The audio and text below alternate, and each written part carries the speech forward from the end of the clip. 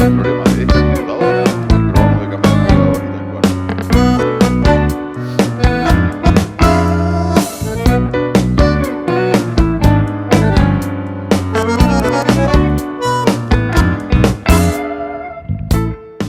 Hola, ¿cómo están? Tengan todos muy buenos días. Bienvenidos a la mañana del 11. Es un placer, como siempre, recibirlos a través de Canal 11 de Punta del Este, del Canal 21 de Montecable en Montevideo, quienes nos ven en el departamento de Rocha, los televidentes que siguen el programa La Mañana del 11 en la repetición pasada la medianoche y todo lo que sigue en la programación de Canal 11 a través de www.canal11.ui. Una jornada fría y ventosa, ¿eh? Florencia, ¿cómo estás? Buen día. Buen día, Marcelo, ¿bien? Bien, bárbaro. Bueno, novedades varias, sí, ¿no? Por un lado, la situación del coronavirus con 7 nuevos casos que se confirmaron en el día de ayer, lo que eleva a 80 la cantidad de personas con la enfermedad en curso. Y lamentablemente Maldonado, que tiene 2 nuevos casos, que no son casos locales, son casos de alguna manera, si se quiere, importados, porque se trata de 2 ciudadanos argentinos, padre e hijo, que llegaron el viernes a la noche vía buquebús y que, bueno, se sometieron al hisopado y dieron positivo. En las redes sociales se leyó absolutamente de todo, desde las críticas a la empresa Buquebús, los insultos a las autoridades sanitarias del Uruguay, las aduanas, todo el sistema que está montado. En realidad me parece que esta pandemia, esta enfermedad, tiene algunas ventanas que involuntariamente, llamémosle, te pueden, como se dice vulgarmente, hacer comer un garrón. Porque estos 2 ciudadanos argentinos estaban bárbaros, de hecho son asintomáticos.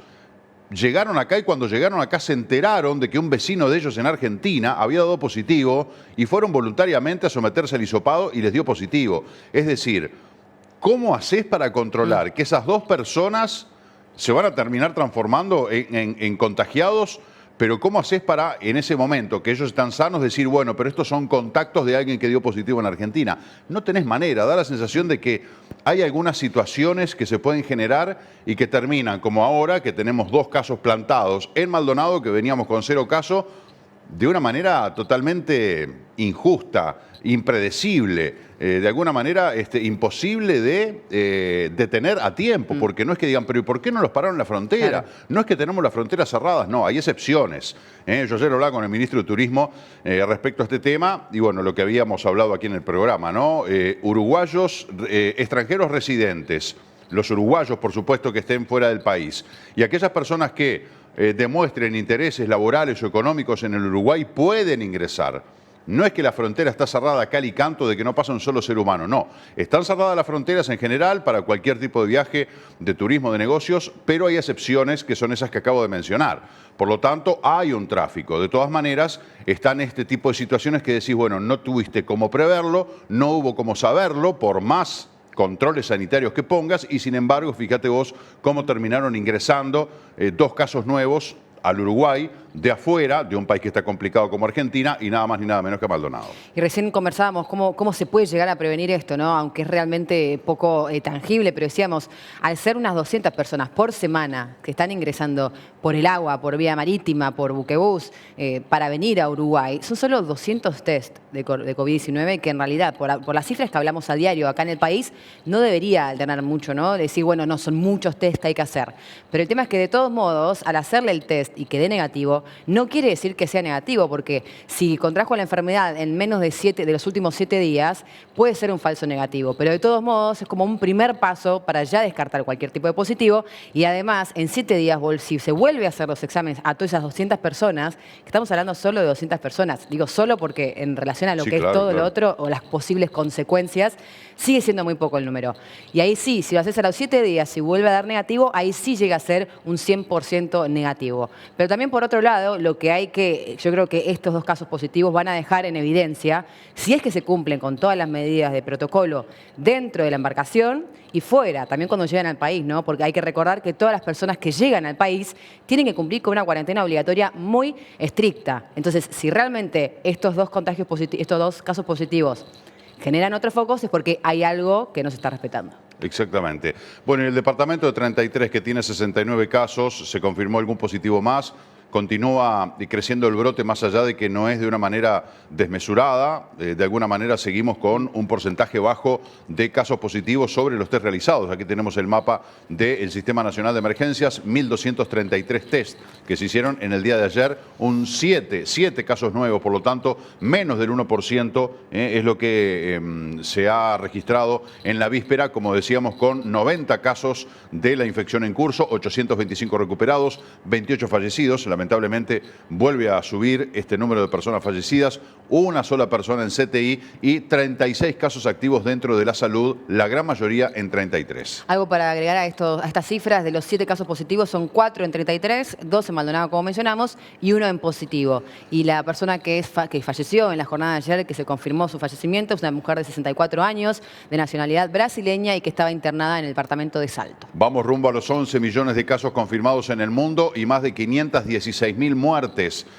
Ayer Brasil y Estados Unidos estuvieron a la par en cantidad de personas fallecidas, superando el millar. Ambos países que además están primero y segundo a nivel mundial en cantidad de contagios y de personas fallecidas. Primero Estados Unidos y segundo Brasil, que está teniendo un crecimiento, digamos, no pueden achatar la curva de ninguna manera y los contagios se siguen generando de a miles y miles y miles por día y tienen ya varios días donde están entre los 700 y los 1.100 fallecidos, a pesar de lo cual, salvo una orden judicial que le obliga al presidente Jair Bolsonaro a usar tapaboca en lugares públicos, el presidente norteño parecería seguir desestimando lo que es esta pandemia y las consecuencias sobre la población de su país. Sí, y además, en vez de escuchar capaz que buenas noticias en cuanto a medidas de cuarentena o que aumenten los controles, se habla en un momento del regreso al fútbol, de que siguen habiendo, al revés, más flexibilizaciones en el territorio brasileño, por lo cual es realmente muy difícil ver que bajen los casos, ¿no? A diferencia de Argentina, que también tiene una situación complicada, pero se ve un gobierno que podrá invocarlo, podrá errarle, pero se ve un gobierno que está allí. Dedicado, el presidente Alberto Fernández prácticamente todos los días habla del tema y encara y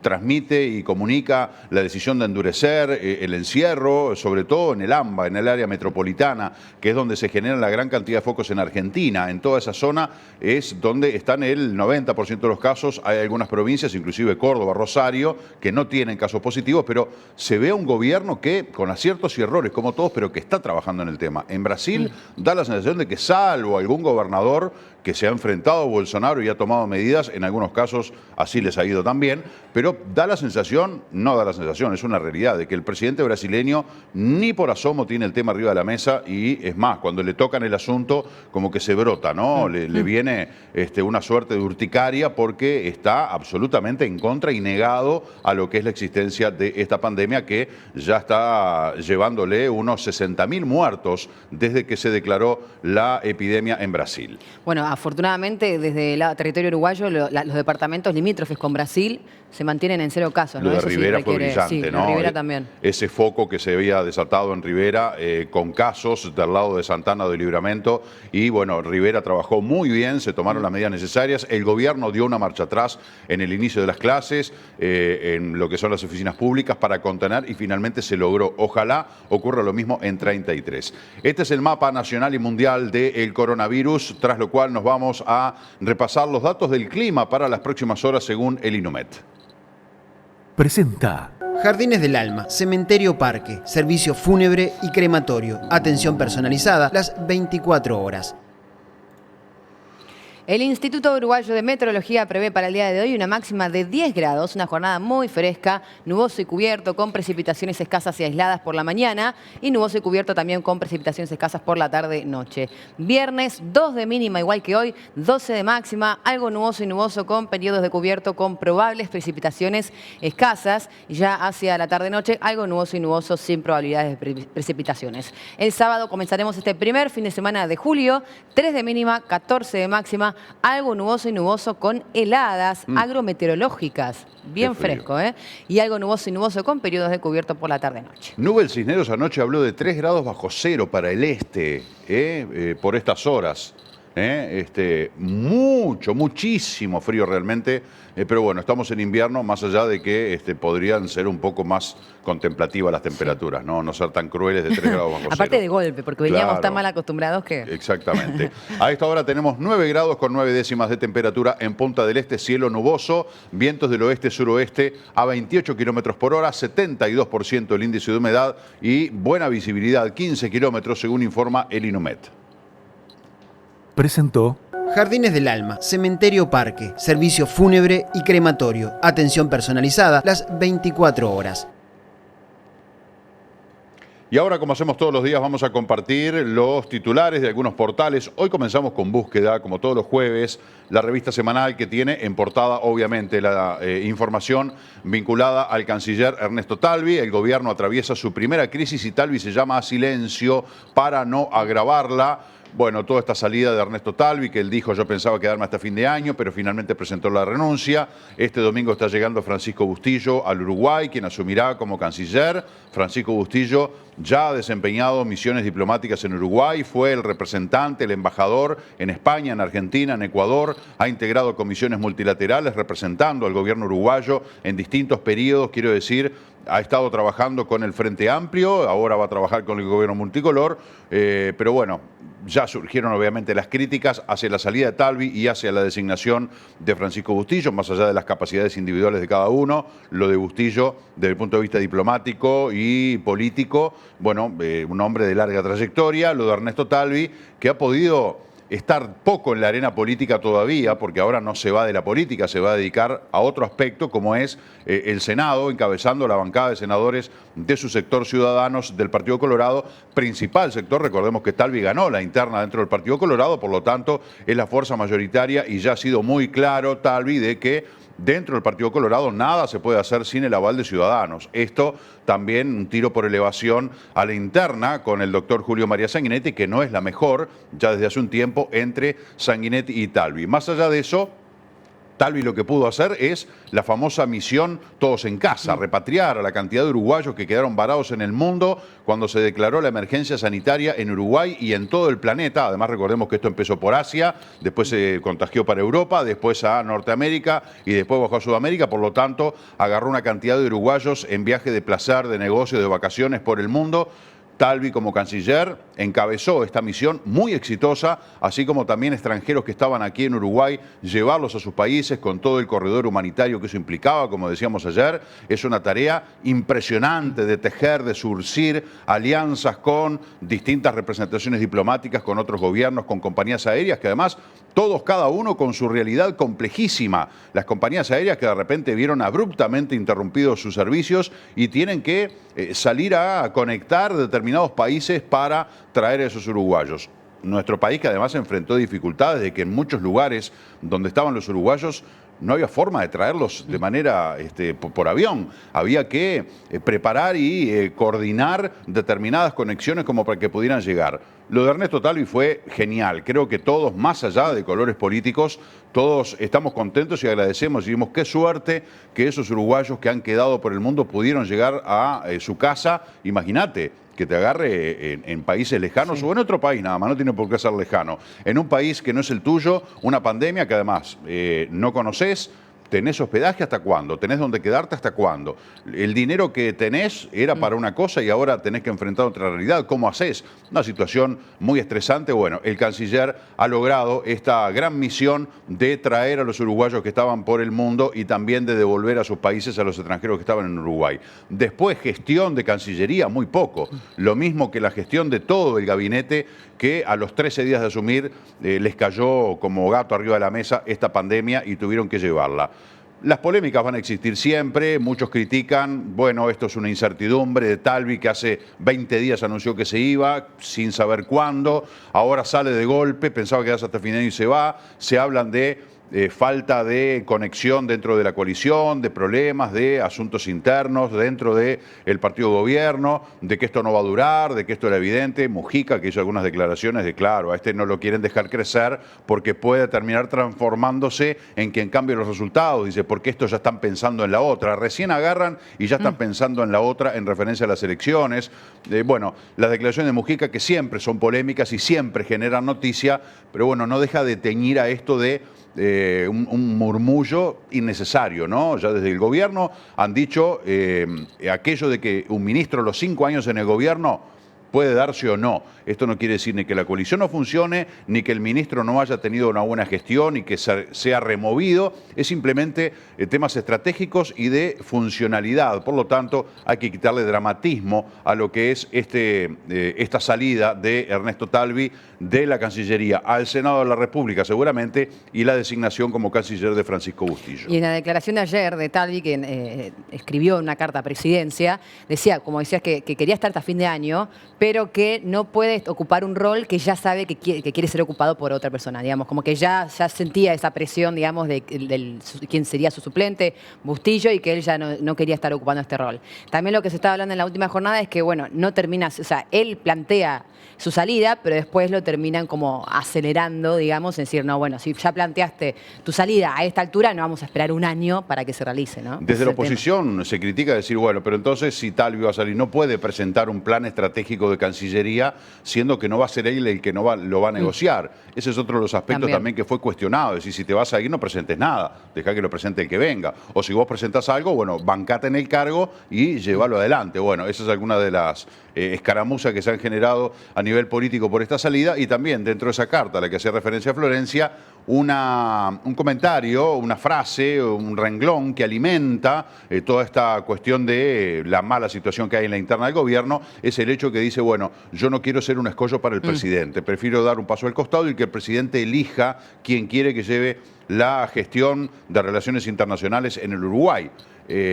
La calle Pou lo ha respaldado siempre públicamente, ha dicho que estaba absolutamente conforme y destacaba las bondades de Ernesto Talvi como canciller. Ernesto Talvi también habló una y otra vez de que tenía una excelentísima relación con el presidente de la República, por lo tanto, esto se debe... uno debe inferir de que esto se debe a cuestiones de gestión, pura y exclusivamente de cuestiones políticas, de que Talvi obviamente quiere fortalecer desde el punto de vista político su sector, yendo al Senado, más allá de que algo de lo que diga Mujica también tenga razón. A ver, no está mal que todos tengan un poquito de razón. Claro, no es que total. o vos tenés la razón o la tengo yo. Verdades absolutas no hay. Vos podés tener un poquito de razón en lo que decís. Puede ser razonable lo que estás explicando. Lo mío también. De repente entre los dos podemos elaborar una hipótesis que se acerque más o que por lo menos contemple más una visión más democrática, más popular, más abarcativa, pero no quiere decir de que, bueno, este tiene razón y el otro está equivocado o viceversa. En todos lados hay algo bueno y hay algo malo. En todos lados hay algo de acierto y hay algo de error. Lo cierto es que todavía no está definida cuál será el nuevo cargo político que asuma Talvi, ni tampoco la fecha, ¿no? Veremos cómo sigue este tema. Nos vamos a otros títulos de búsqueda. La nueva directora de Desarrollo Humano de ACE estuvo 502 días sin trabajar, certificado por Neurosis, en su empleo público del Hospital Pasteur, aunque siguió ejerciendo como edila. Bueno, lo de otras veces, ¿no? Leyendo el título, lo subrayo, un escándalo, sin lugar a dudas. Totalmente. Sí. La Larrañaga dice que ya logró la mayor baja de delitos en 10 años y que no está vinculado a la emergencia sanitaria. Aparecieron los números de los hurtos, por ejemplo, que han bajado en el orden de un 12%, más allá de la salida pública del doctor Tabaré Vázquez el otro día, que hablaba respecto a 2019, en referencia a un tuit que escribió el entonces senador Jorge Larrañaga, diciendo que un ministro que muestra esos números de delincuencia en Uruguay se tiene que ir.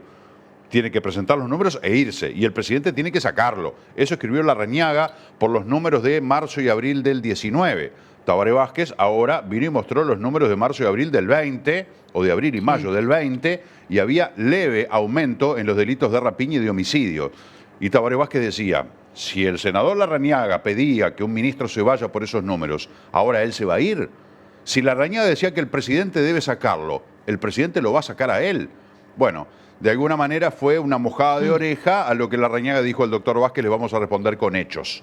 porque no pueden comparar 15 años de gestión fracasada en materia de seguridad con lo que son ni siquiera 100 días, porque de los 100 días se han dedicado a la pandemia, básicamente, sino que recién empiezan a gobernar. Entonces, Larrañaga se limitó en todos los medios a decir al doctor Vázquez le voy a responder con hechos, y estos son parte de esos hechos con la baja que muestran los números del delito de hurtos en estos primeros 3 meses de gobierno, y bueno, es lo que dice que lo ha logrado después de 10 años que no se daba, ¿no? Una cifra, un análisis importante, ¿no? Porque 10 años ya en tan poco tiempo.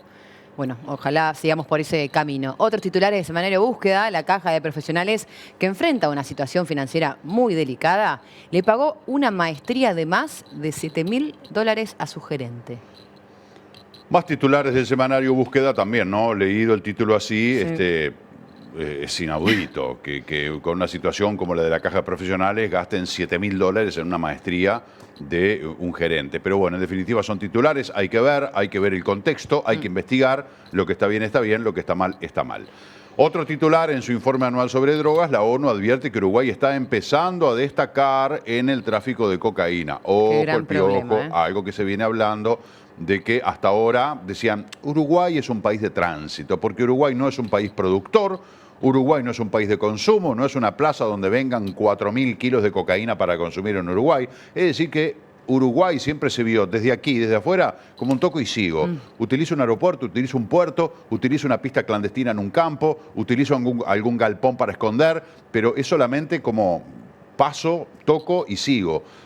Sin embargo, la cosa está tomando otro cariz muy preocupante, por cierto, y deriva en esto, ¿no? Que Naciones Unidas diga que estamos empezando a destacarnos en el tráfico de cocaína, porque la verdad han habido alijes muy importantes y incautaciones de miles y miles de kilos de cocaína que evidentemente no son para el consumo de Uruguay. Bueno, perdón, algo que se me vino a la mente en relación al narcotráfico, que ayer salió en las noticias, una impresionante, una incautación histórica: más de 14 toneladas de anfetaminas en Italia, 14 toneladas, fabricadas por el Estado Islámico en Siria.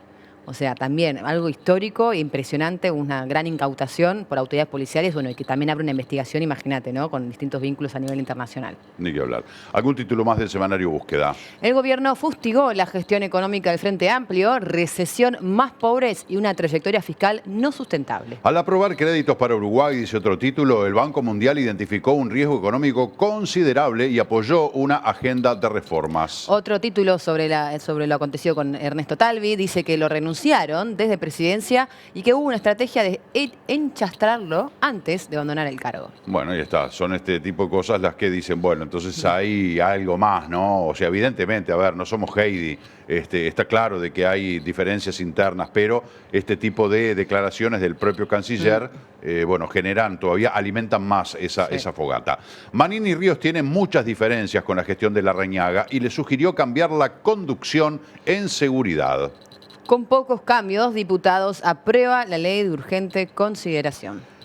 Bueno, esta ley de urgente consideración que se acerca a los plazos perentorios, con alguna modificación puede volver al Senado de la República y si no, bueno, después va a ser reglamentada y promulgada por el Poder Ejecutivo para que entre en vigencia después de las modificaciones que ya había sufrido en la Comisión del Senado y que, bueno, fue enviada a diputados para el mismo proceso. La Comisión Especial de Diputados, luego sometida al plenario y, bueno, finalmente con pocos cambios fue aprobada esta denominada LUC.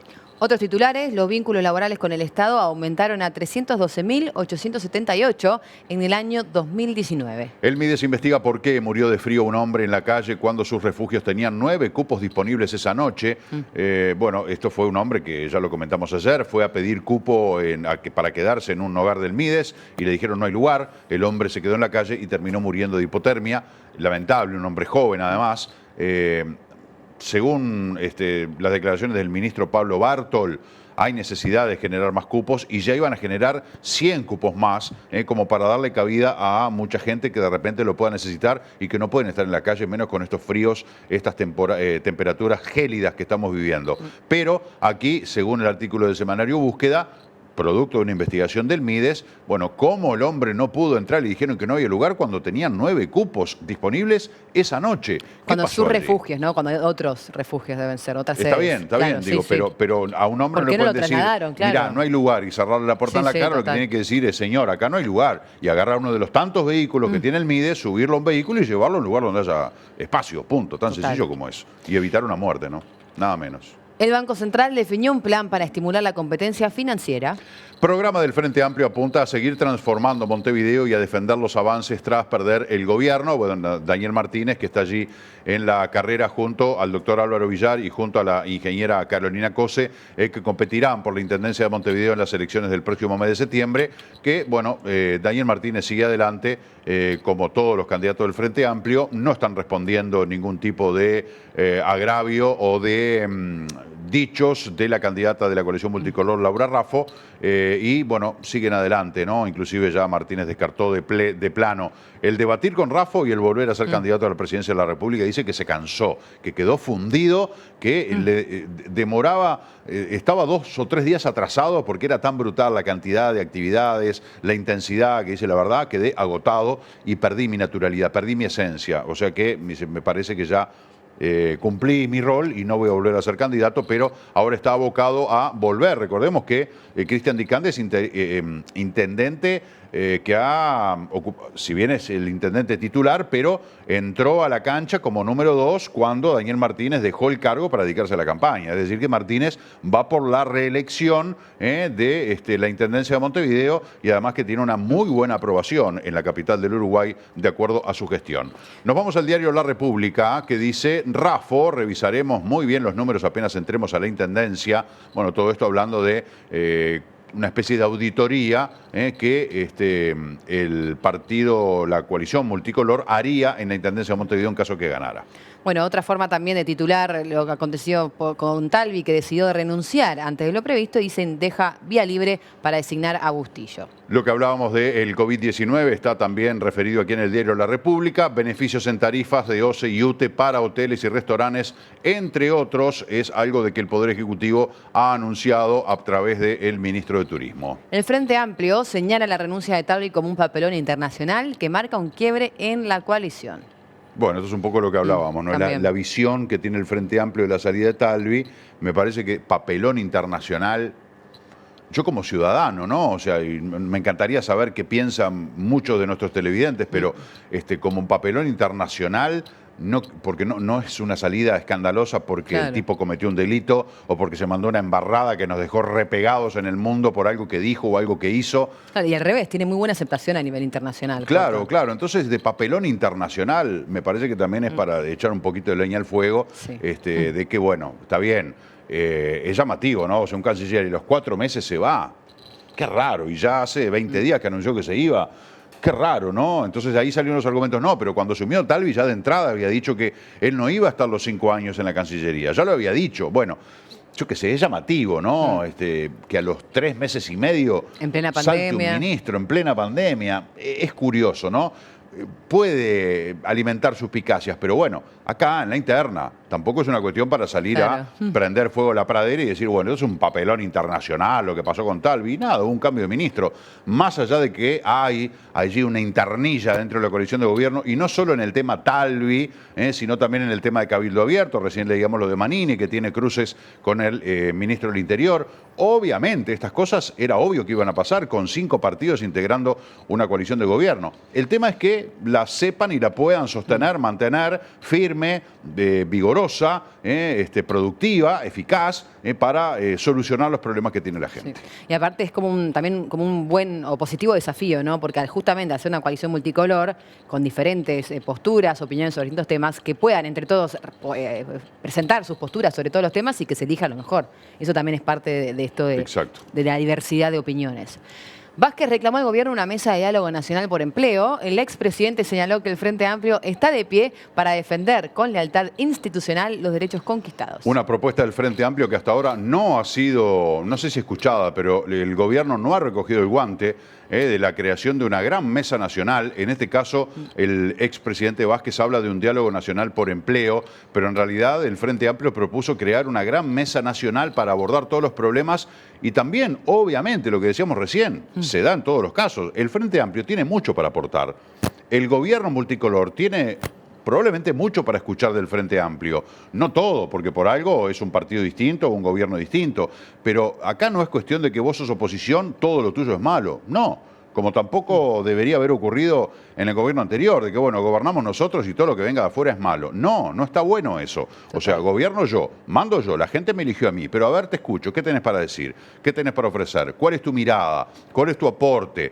¿Qué proyecto presentás? ¿Cuál es la solución a este problema? Y de repente lo que decíamos recién, yo miro tu solución y digo, che, mira esto, la verdad está bueno, me gusta más esta manera de hacerlo que la que yo había pensado, vamos a ver si lo podemos instrumentar y tomo parte de lo que me dice la oposición política. Y de esa manera me parece que se construyen diálogos mucho más sensatos y más fraternos entre la sociedad. El Frente Amplio, una vez más, reclama al gobierno la creación de esta Mesa Nacional de Diálogo. Vázquez habla de la salud, pero se ha hablado de todos los temas importantes. Hasta ahora eso no se ha dado. Otros titulares de república.com.uy, el Frente Amplio analiza acciones parlamentarias contra el ministro Pablo Bartol. Senadores recibirán la visita del secretario de Estado y tras sus explicaciones el Frente Amplio analizará pasos a seguir. Para cerrar el diario La República, comenzó a votarse la ley de urgente consideración en diputados y entra hoy a comisión la rendición de cuentas, otro gran proyecto que tienen que abordar los legisladores por estas horas. Bueno, todo esto va a seguir generando derivaciones políticas, obviamente. Nos vamos a algún título de la prensa argentina, por ejemplo, Clarín. Intimidad del poder, la sombra de Cristina detrás de la feroz pelea por la seguridad entre nación y provincia. Bernie está en boca de todos, se mueve con el aval de la vicepresidenta, plantea el diario. Kicillof dice que no sabía que interrumpiría un control en Puente La Noria y el reclamo de Alberto Fernández y la queja de los intendentes. Bueno, una disputa importante allí. Ahora Cristina Kirchner acorrala a Alberto Fernández por la AMIA. Bueno. Otra causa también que está...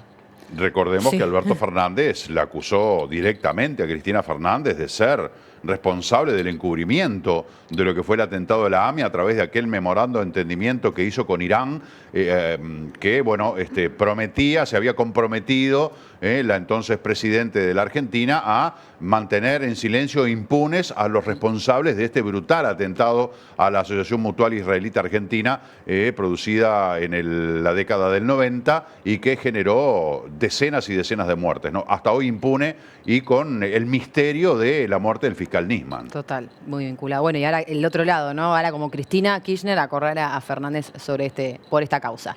Otros titulares de Clarín, el exministro de Macri, la Cunza, cuestionó el manejo de la economía. La foto del final va a ser peor, dijo. El avance de la pandemia confirman 12 muertes más por coronavirus y son 1.363 las víctimas fatales en la República Argentina.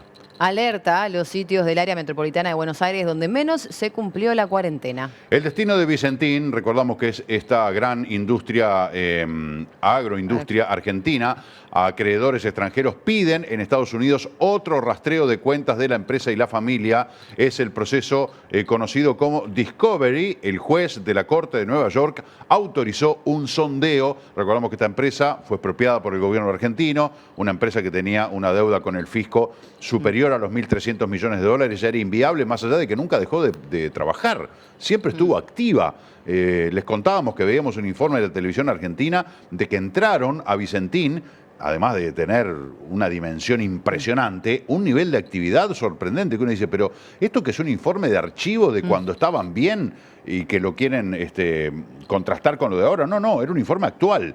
¿No? Incluso después uno de los dueños decía, acá nunca dejamos de trabajar. Lo que pasa es que, claro, para adquirir maquinaria, para financiar determinados proyectos, diferencia de tipo de cambio con las exportaciones, que le salen números en negativo, llevaron a esta situación muy deteriorada de la economía, pero la empresa sigue funcionando. El tema es que el gobierno argentino dijo, 1.300 millones de dólares es un platal, así que me lo cobro. Y bueno, ahí surgió el tema de la expropiación, hay otras opciones, otros planes, porque porque además ya se vio que otras empresas podían seguir el mismo paso que Vicentín. Claro. Bueno, entonces ahí salió el cruce y los acreedores que están fuera de la Argentina están pidiendo rastrear cuentas de la empresa y de la familia, porque si yo quiero cobrar, evidentemente, lo que fue autorizado por la Corte de Nueva York. Y aparte, a partir de esta expropiación del gobierno, obviamente ya están las distintas empresas que hablan de, bueno, una competencia desleal que se abre en el mercado de la agroindustria. Nos vamos a Infobae.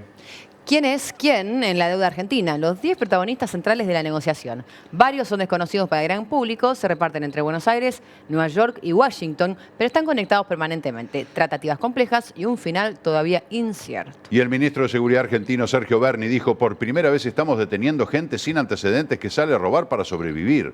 Bueno, consecuencia directa de lo que significa el derrumbe de la economía, lo que significa el confinamiento, lo que significa la pérdida de los puestos laborales, que la gente, bueno, está apremiada, no tiene que comer, y cuando estás con hambre, cuidado, ¿no? Cuando ves a los pichones que abren el pico y no tenés que darle, bueno, cualquier padre de familia o madre de familia saldría desesperado a buscar un alimento, y si no tenés ninguna opción, vas a caer en el delito, evidentemente, no te queda otra chance. Después tendrás que hacerte cargo de las consecuencias, ¿no? Como en este caso lo que está diciendo Berni. Gente detenida que no tiene antecedentes, pero que está saliendo a robar. Y en definitiva, bueno, siempre se ha dicho aquello de que, bueno, el que roba para comer es entendible, ¿no? Si vos salís porque no tenés que darle de comer a tus hijos y robás 1 kilo de papa, bueno, es entendible. No deja de ser un delito. Que seamos claros, no vamos a hacer apología del delito, pero bueno, es una situación apremiante y yo pregunto, ¿y qué crees que haga el tipo si se quedó sin laburo, si no lo dejan salir, si no consigue nada, si las changuitas que hacía no las puede hacer porque el que le daba el empleo desapareció producto de revés que sufrió la economía argentina? O sea que es una situación muy delicada, pero la conclusión de Berni es clarísima, ¿no? Sí, y que desde el Estado también, bueno, obviamente atraviesa una crisis económica fatal como para seguir subvencionando y seguir dándole fondos a toda la gente que realmente necesita un pan para comer. Mirá, finalmente cayó. Mirá, el FBI detuvo a... Vos sabés decir mejor el nombre, seguro. A Ghislaine. Maxwell, expareja de Jeffrey Epstein, por abuso sexual y tráfico de menores. Y en los últimos días se venía anunciando que se sabía dónde estaba escondida, dónde se encontraba y finalmente fue detenida. Recordamos que Jeffrey Epstein se suicidó, supuestamente, en una cárcel de Estados Unidos, luego de haber sido rechazado una fianza de $400 millones para quedar en libertad. Fue a la cárcel y al poco tiempo apareció ahorcado. Pericia forense dicen que es imposible por las lesiones que tenía en la garganta. Eso no fue una muerte por ahorcamiento, sino que habría tenido otras causas. Y estas teorías son abonadas por esa declaración que había hecho Epstein de que iba a abrir el grifo y que iba a enchastrar, incluido el presidente Donald Trump, el actual presidente de Estados Unidos. Te imaginás, te metiste con este mono con metralleta, por más millones y millones y millones que tengas como tenía Jeffrey Epstein, bueno, lamentablemente se le terminó la vida. Cerramos la lectura de los titulares y nos vamos a la cotización de las monedas presentadas por el Banco República. El Banco País es nuestro Banco País, creo que se llama, ¿no? Bueno, Banco República en definitiva. El dólar comienza la jornada 41,06 a la compra, 43,46 a la venta. Dólar Ibrow 45,66, 42,86. El euro 45,08 a la compra, 50,3 a la venta. Peso argentino 0,17, 0,63. Real 7,25, 9,25, compra y venta respectivamente ambas monedas. La unidad indexada comienza la jornada 4,660 si redondeamos. Y hablando de 33 y de la situación de la pandemia en ese departamento, el brote que ha generado una alteración de la tranquilidad que traíamos en Uruguay por el manejo de esta pandemia. Bueno, vamos a estar hablando con el intendente de aquel departamento del Olimar, porque además también ha hecho unas declaraciones detonantes vinculadas a los violadores. ¿Qué habría que hacer con los violadores? Que a ver, no seamos hipócritas, muchos lo pensamos, porque cuando pasa una situación de esa, de un abuso de una menor, ¿qué es lo que decimos en casa sobre el abusador? ¿Qué decimos? Pobre muchacho, hay que darle una oportunidad. No, le deseamos la pena de muerte, la cadena perpetua, yo si lo agarro lo pico, hay que colgarlo en una plaza, hay que cortarlo en pedacitos, porque en casa todos decimos eso, vamos, saquémonos la careta. Después empezamos con lo políticamente correcto o incorrecto, con los derechos humanos, cuidado, cómo vas a decir que hay que matar a alguien. Bueno, A mí me gustaría, yo tengo hermana, tengo hijas, tengo madre, tengo esposa, a mí me tocan a alguien, yo no sé cómo reacciono, ¿no? Entonces, cuando uno genera esa empatía, bueno, generémosla no solo de la boca para afuera, seamos contestes con la postura que tenemos. El intendente 33 lo dijo, así sin pelos en la lengua. Bueno, cayó en una picadora de carne al punto tal que tuvo que, de alguna manera, no desdecirse, pero quitarle un poco de presión a sus declaraciones de todo esto y más. Vamos a estar hablando con él en un ratito. También vamos a estar conversando con Sebastián Cal, diputado por Cabildo Abierto, sobre este proyecto productivo que presentó Agrario, Maldonado Trabaja. Y además con Omar Rodríguez, director de adicciones de la Intendencia de Maldonado, también porque vuelve a funcionar todo este sistema y a ver cómo se sigue acompañando a las personas adictas. Todo esto y mucho más en vivo para ustedes hasta las 12:30.